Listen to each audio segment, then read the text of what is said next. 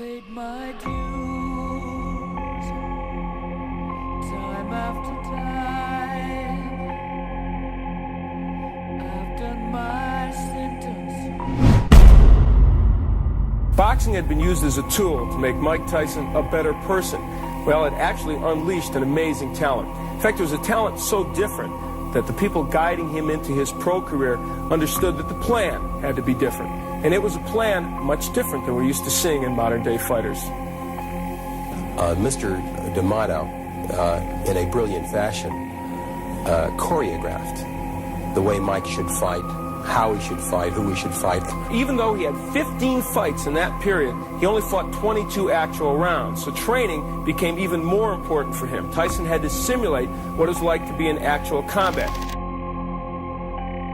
I fixed a lot of fights over the years. He can say he fixed a lot of fights over the years without worrying about the consequences because... And the statute of limitations, of course, has long since run. The art of fixing a fight is often more subtle than, kid, this ain't your night, a wink and a paper sack full of cash. What you'll do is you'll talk about a fighter that you'll have who needs to stay busy. Stay busy means win. Everybody knows that. So the other guy knows that you need someone to lose to your fighter, and he'll say, I've got somebody who's in the gym, but not much lately. He's not in great shape. Okay, so now we're talking about somebody who's probably not going to go the distance. The response to that is, that's okay. I only need 3 or 4 rounds of work. And the other guy will say, okay, well, my guy's only good for 3 rounds. And you can fine-tune without ever saying, I want this fight to be fixed. But the fight is as fixed as it can be, and you will get exactly what you want. I don't think it's widely known. People don't want to believe this, of course not. And they don't want to feel that they've been fooled and cheated. But they have been. The comeback of George Foreman, who first won the title in 1973, includes questionable fights. Before winning the heavyweight title again in 1994, Foreman knocked out at least 5 men who entered the ring with bogus records. One of them, Mike Jamison, was billed as having a 17-15 record when he was 13-16 and hadn't fought in nearly 3 years. Mike Jamison. Now let's connect the dots. 4 years prior, Mike Jamison also fought Mike Tyson. If it was rigged with Foreman, it was definitely fixed with Tyson. Losses with 8 knockouts. Jamison is doing at this point what I think should have been doing in the first place. He just took a right hand. One has to remember that just because a fighter is hit, it does not mean the fight isn't fixed. Fighters take hits to sell the fight, others take obvious dives. He just took a right hand. He's down to one knee. Jamison, Joe Cortez, the referee with a count, and Jamison suffering his second knockdown here in the 5th. I believe at this moment, the referee looks over to get the signal to stop the fight. Back up in the corner, and one thing, he's a showman. Jamison wants to continue. Referee Joe Cortez says no. Jamison says he wants to go on, but the referee Joe Cortez says it is over, and Mike Tyson is a winner again. But let's get back to Tyson later. So rigging the record, that's another way to fix a fight. Charles Farrell once invented an entire career for a guy named John Carlo who had never fought at all.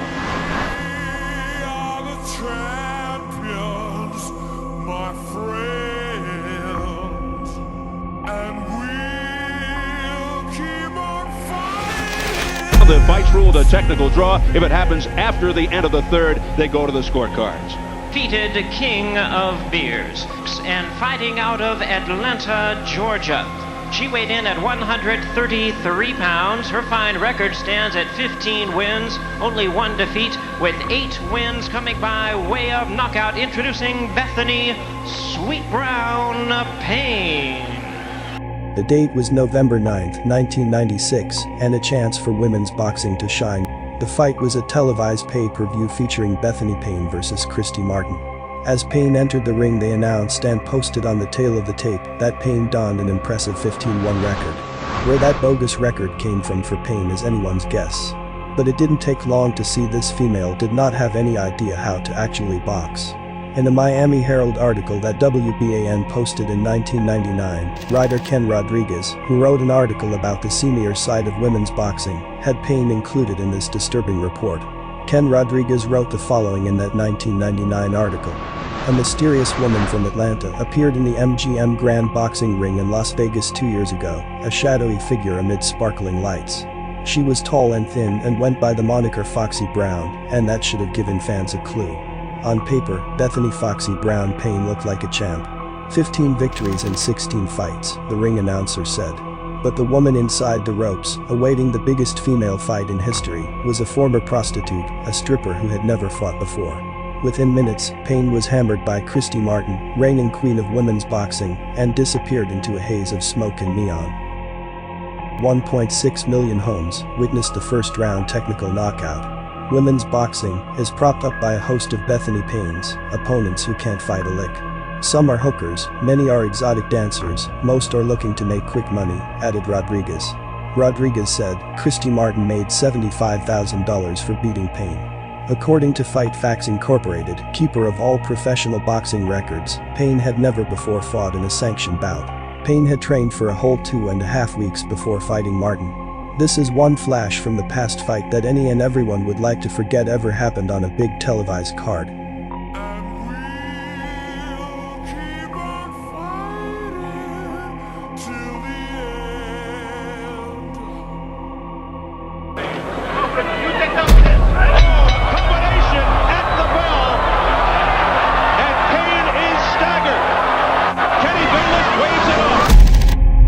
Was gonna know.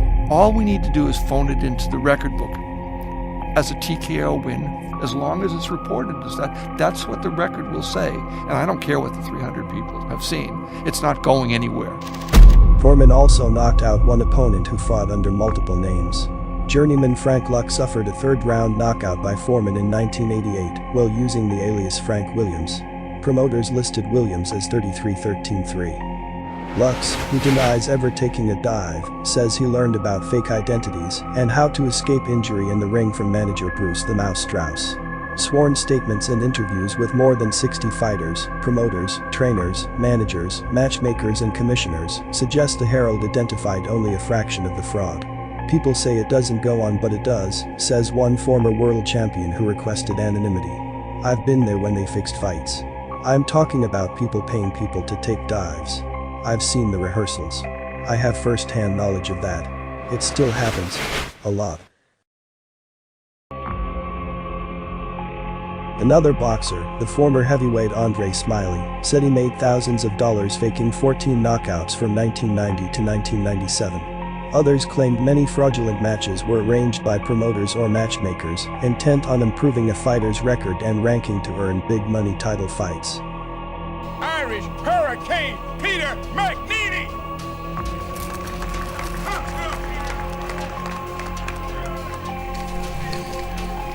Keep laughing, keep laughing. Real funny, huh?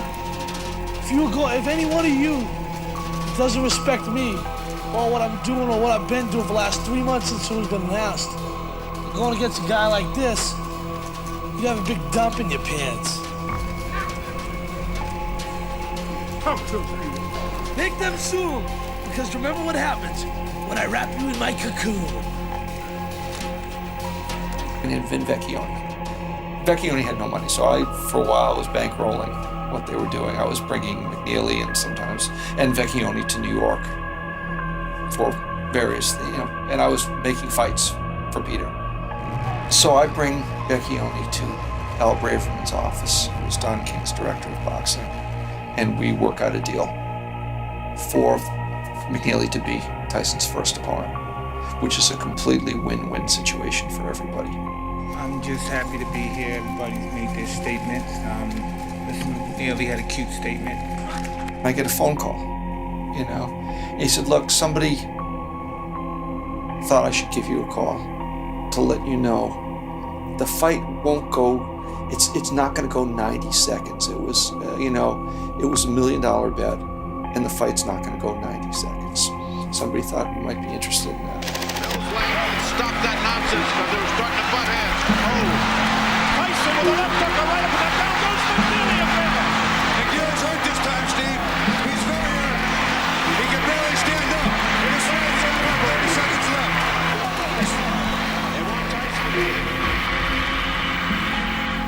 89 seconds, at which point Vin Vecchione steps between the ropes to prompt the ending to the fight. Correct.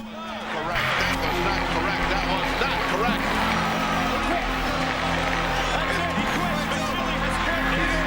His corner threw in the towel. He didn't quit at all.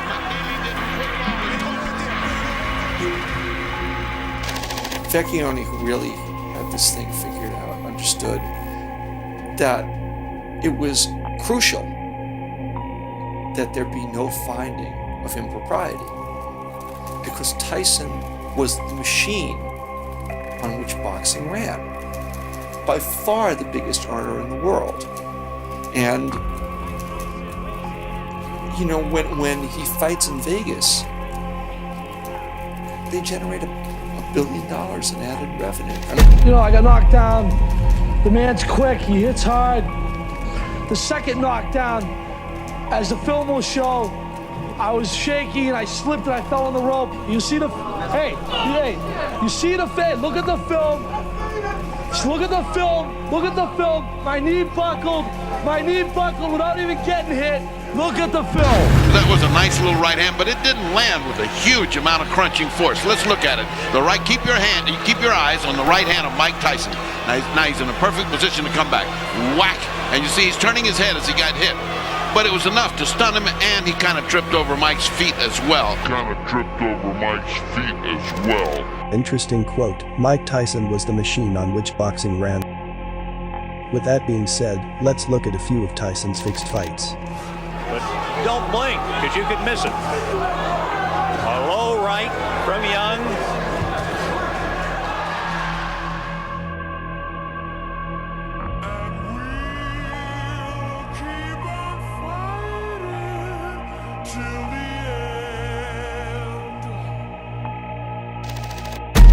And here's the first of the 3 knockdowns. Here we see Alex Stewart dropping his hands to give Tyson a clear hit. Notice he turns his head to follow Tyson's punch. This is how to lessen the injury.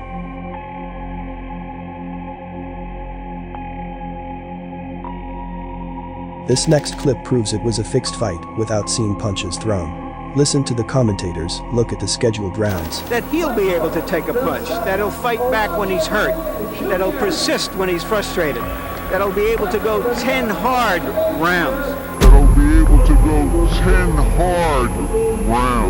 His expectation tonight is to beat Mitchell Green, but Mitchell Green, like him, is off the streets of New York.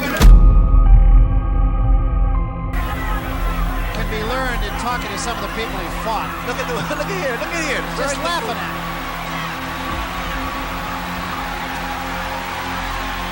And Green seems to me, Ray, to be doing all the wrong things. That's very good body movement. The fight is scheduled for 10 rounds, and it goes 10 rounds. Tyson says he didn't want to knock him out, but that's only because it's scripted to go the full 10. Looking at the footage, Mitch Green is doing a lot of holding and wasting time.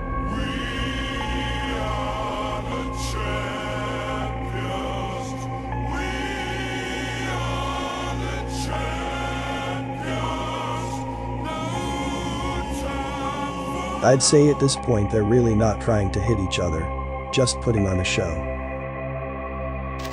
Farrell's guy was a heavyweight named Mitch Green. He'd put Green up and supported him for 18 months. Then he arranged a fight that was supposed to launch Green's comeback. The fellow in the other corner was Bruce Johnson. Bruce Johnson is one of these guys, and you see them often in boxing, but understands that the way he can make money in boxing is to lose to name fighters. And it means that he goes into each fight trying to figure out what the easiest route out without taking an obvious dive is. And that's how he makes a living. So it doesn't serve his interest to be too good a fighter. It doesn't take much to see how it's all connected. The guy responsible for fixing fights is managing Mitch Green, the guy fighting Tyson. And you think it's not rigged? Mitch and I got into a shouting match at the hotel right after the fight, because I'd spent, what for me at least was a lot of money on him. More than that, I'd worked very hard to engineer his comeback. Now there would be no comeback, and all because Charles Farrell hadn't thought it necessary to establish with all concerned before the fight that there was a script so basic that even the distracted, apparently disgruntled Green would have followed it. I want the right letter. If I reopen my criminal charge on Tyson, I'm gonna reopen the charges, he's gonna fight me. The next fight Tyson gonna fight is gonna be with me, and nobody else but me. Now he talking about he gonna fight Fred Bruno. Fred was an easy fight. I wasn't right when he fought me. I'm not gonna be right now. Why was I right when he hit me in my head? No. Now I want to talk about I gotta fight this guy, that guy. I want to fight Mike Tyson, Michelle Tyson. You a sissy? I want me some Mike Tyson, baby. I want me some Michelle Sissy Tyson. You don't get like this folding clothes. Oh, baby. And weaving baskets. You train. I want me some Michelle Sissy. Because Mitch Green is managed by the man responsible for fixing fights, it's likely Tyson and Mitch Green's fight outside Dapper Dan was nothing more than a marketing strategy. This boxer look like this. Tyson was arrested after breaking his hand in a street brawl with Mitch Green, a boxer he'd beaten 2 years earlier in the ring. The argument had begun inside a boutique. He's a young, dumb knucklehead that got to ask his wife for permission to do whatever he do. You understand what I'm trying to say? Hit me, and I didn't see his punch coming, and he did not knock me down or nothing. I saw him do like this and run. He ran. I personally believe the black eye Mitch Green received was caused by someone other than Tyson, but they used it as a tool to generate interest in a second fight between the two. Are you going to file criminal charges against Mike Tyson? Normally, in a situation like this, I don't went for him, but why do that? Just say don't get mad, get even, so do it the right way. Mitch Green was entertaining, boastful, funny and similar to Muhammad Ali. This makes it entertaining. But something happened that caused the fight not to come to fruition. He scared of me. He broke his hand on me. His bare hand, and he brought a capsule to his elbow. The next time me and Tyson fight, he gonna let him in a car wreck. I'm gonna give him a whiplash and put a cast in that big old ugly neck. Ow! I'm gonna tell you another thing. I only had one of the biggest fights called Thriller Manila. My fight gonna be a little bit bigger. It'll be like King Kong versus Godzilla. To pick the opponents for Mike Tyson. Nothing is more important than the opponents you pick for a fighter. The strategy was to pick opponents he would not only beat, he would beat devastatingly.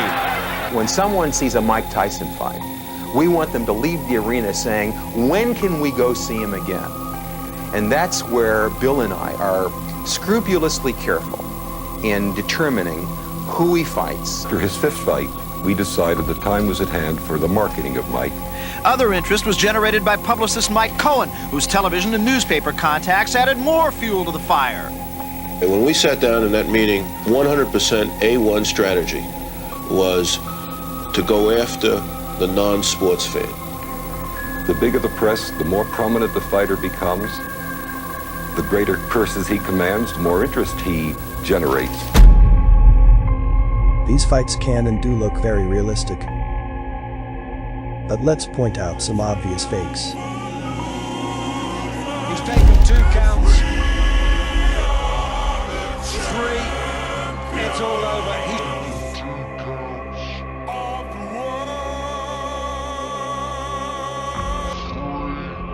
I've taken my bows and my curtain calls. You brought me fame and fortune and everything that goes with it. We are the champions. Watch Tyson's corner. Here he is. See? Oh, it's the boat, yeah. You can see his leg buckle.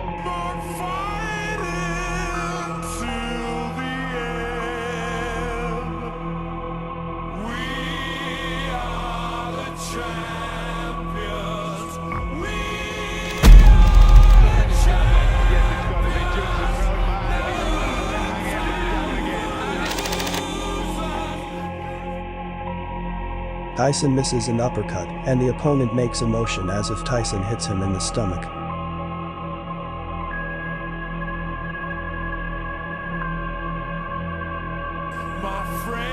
This looks rehearsed. He was supposed to go down with a body shot.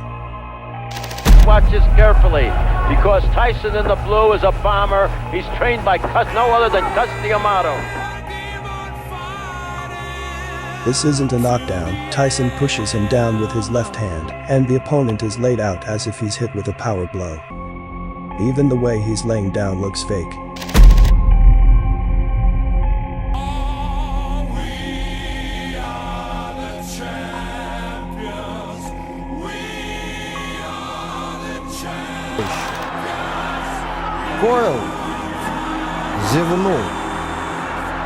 In this moment, Tyson acts as if he's enraged. But you can clearly see he wasn't trying to hit the other boxer. Watch as he pushes the other boxer's head down.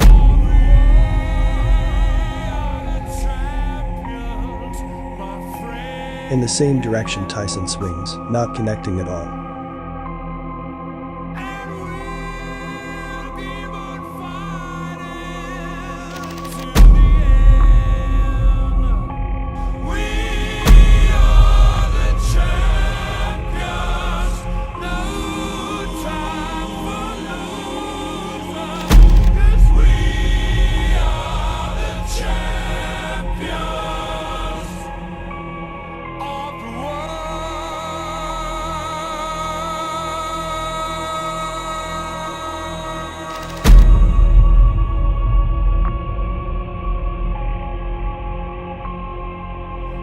Taken my bows and my curtain calls. You brought me fame and fortune and everything that goes with it. Ut med venstre, sting I venstre, skal han stoppe men så lenge. Thank you all. And he punches extremely hard. He's a great fighter. He's a great fighter. I just said I was gone, you know. Belt. And just to put the capper on this bizarre evening of boxing, following the fight, they weren't talking about tonight's fight. They were talking about Mike Tyson's next fight with Evander Holyfield. Yet again, Mike Tyson shocks not only the boxing world, but also the general public. His latest outrage came as he bit off part of Evander Holyfield's ear in their world title fight in Las Vegas this morning. This may be controversial and a little hard to believe, but it is my personal opinion that Mike Tyson biting Holyfield's ear was pre-planned. Although it's hard to prove, we could simply make connections to the scene and the things said. In the first fight.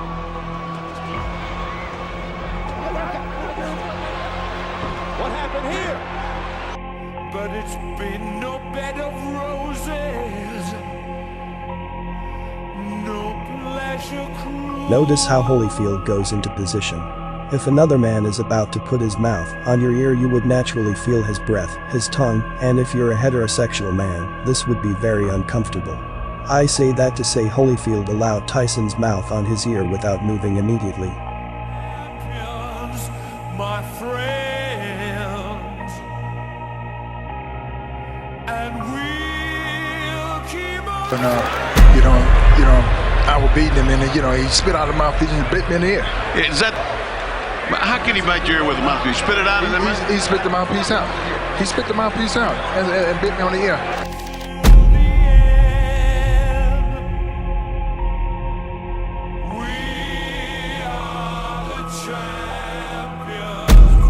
He says he spits the mouthpiece out and then bites him in the ear.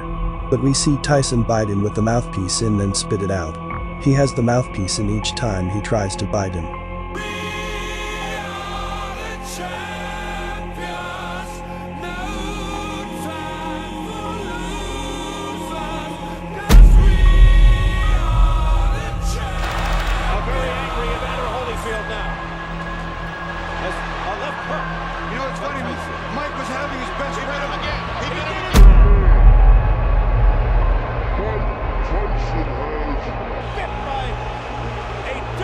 Tyson. I can't believe what I'm seeing. Well, first he had a parachute drop on him. I find it strange, there's no blood on Tyson's mouth or around his face due to the bite. Watch as Tyson spits a piece of his ear out.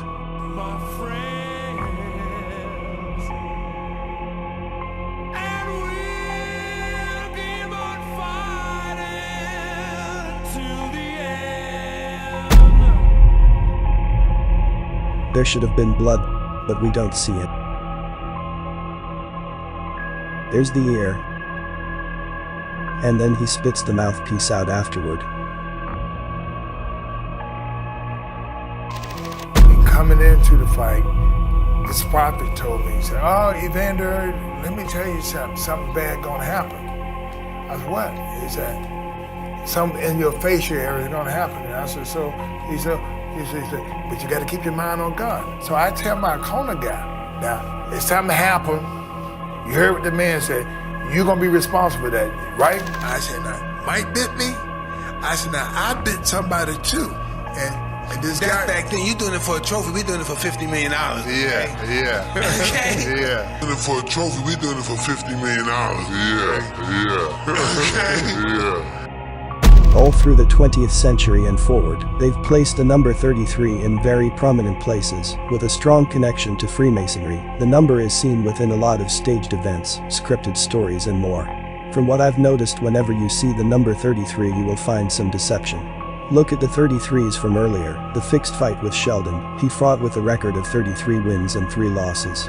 After Tyson bit Holyfield, what was the time when they stopped the clock? But here, he got bit, I think. Evander Holyfield. You guessed it. 33. Holyfield, look out, he's pushed right here, above us, Mike Tyson. The champion of the world in this particular ambulance, and we can see him being taken to a local hospital where we're told that his doctor, who is a plastic surgeon, says that there will have to be some kind of treatment. There is Evander right there, who is circled with the baseball cap on his head. Evander, after the fight, said that he was... What happened to the piece of Holyfield's ear after Mike Tyson bit it? An MGM Grand employee spotted the piece of Holyfield's ear in the ring. Holyfield's team placed it in an ice bucket. Mysteriously, the piece of Holyfield's ear disappeared during the ambulance ride. Mysteriously, huh? Yeah, right. Most of the Tyson fights were fixed, the ones that looked real, to the ones we thought dived out of fear. It's all to build the character.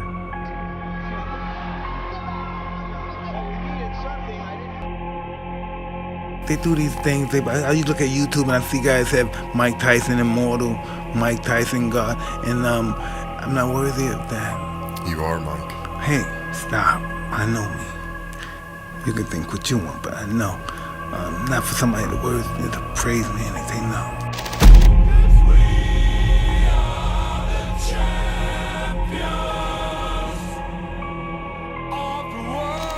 Fighter gonna fight a monkey or a gorilla? Who gonna let you fight a fight? Who gonna let you fight a fight? If you had a monkey and a gorilla? Yeah, who gonna let you fight a fight? Monkey? That's what they doing. Sports are to keep people under control. People are encouraged to join, to outdo each other in order to show they are not weak. We can see how pitting people against each other in rivalries is common today in the form of religions, politics and sports.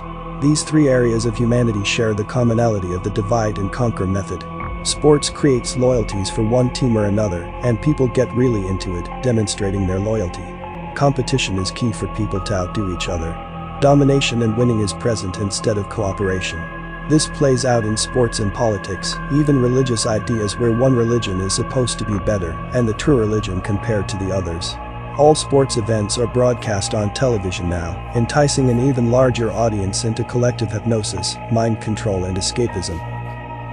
And it's no wonder why Tyson was buying a shirt that told us the truth about his career. But a number of nagging questions won't go away. Why was the world heavyweight champion shopping in Harlem for a leather jacket, ironically embroidered with the phrase, "Don't believe the hype," at 4 o'clock in the morning? Watching Mike Tyson in movies, you would say he's not the best actor, but within his profession, he is, and was, a great actor. Drug dealers anonymous, nothing more was the future. Drop down, drop down, drop down, drop down. Nothing real can be threatened.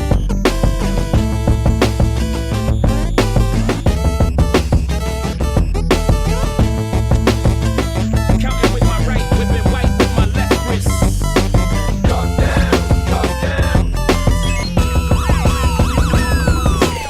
Forget them old days out of your side, did it? They said I was a gimmick, now I'm the one that those guys mimic. You know, why you got to bite on my ear? The whole thing is that, you know, it's not real, you know. The whole thing is that, you know, it's not real, you know.